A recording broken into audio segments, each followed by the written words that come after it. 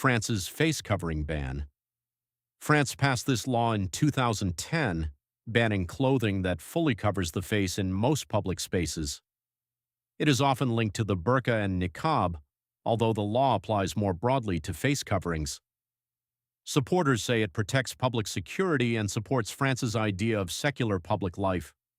Critics argue that it targets Muslim women and limits personal freedom.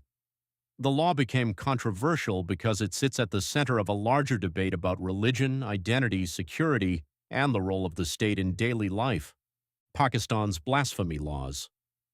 Pakistan has some of the world's most debated blasphemy laws, especially because accusations can lead to severe punishment, including the death penalty in certain cases.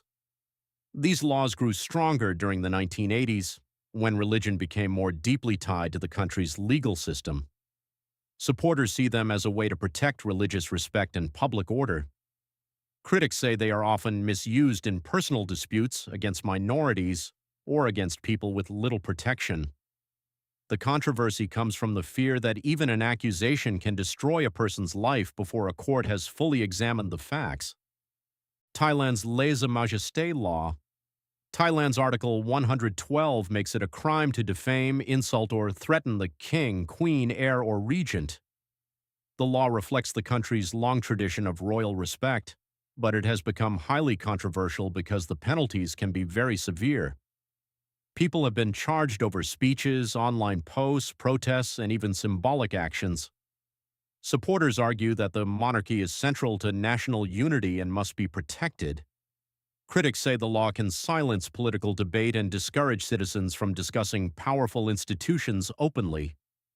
Singapore's online falsehoods law.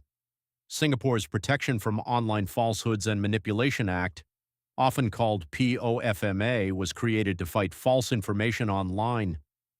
The government can order corrections, restrict access to content, or take stronger action in serious cases. Supporters say this is important in a small, highly connected country where misinformation can spread quickly. Critics worry that giving ministers the power to decide what counts as false can limit criticism of the government. The law matters because it shows the difficult balance between fighting harmful lies and protecting open public debate. Uganda's Anti-Homosexuality Act. Uganda's Anti-Homosexuality Act is one of the most controversial laws in the world because it imposes harsh penalties connected to same-sex relationships and LGBTQ identity. It became law in 2023 after years of political and religious debate inside the country. Supporters describe it as a defense of traditional values and national culture. Critics, including many human rights groups, say it encourages discrimination, fear, and violence against LGBTQ people. The law has also affected Uganda's relationship with foreign governments and international organizations. Russia's Foreign Agent Law. Russia's foreign agent law began as a rule aimed at organizations receiving foreign funding and engaging in political activity. Over time, it expanded to include media outlets, activists, journalists, and individuals. The phrase foreign agent carries a strong negative meaning in Russia, which is one reason the law is so controversial. Supporters say it brings transparency and protects the country from outside influence. Critics argue that it is used to pressure independent voices, discourage activism, and make public criticism look suspicious or disloyal. Hong Kong's National Security Law. Hong Kong's national security law was imposed in 2020 after months of large pro-democracy protests. It criminalizes secession, subversion, terrorism, and collusion with foreign forces. Supporters say the law restored stability after a period of unrest and protected national unity. Critics say its wording is broad and has changed the city's political life, affecting protests, newspapers, civil society groups, and opposition figures. The law is controversial because Hong Kong was long known for having more freedoms than mainland China, and many people see this law as a turning point. Iran's mandatory hijab law.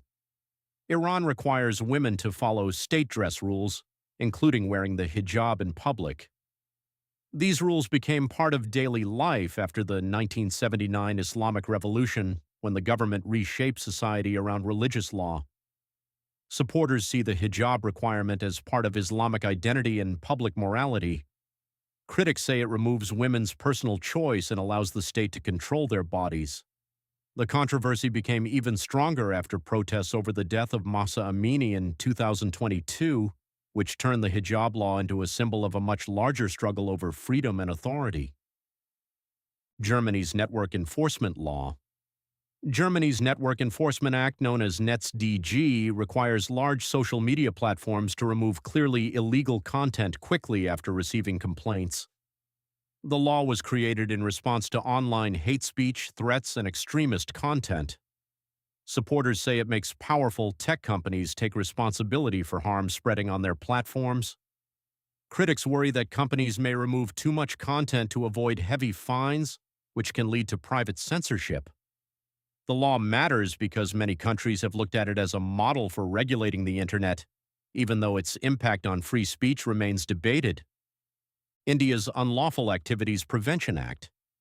India's Unlawful Activities Prevention Act, often called UAPA, is an anti-terror law used to investigate and prosecute threats to national security. It gives the state strong powers, including extended detention and strict bail conditions in certain cases.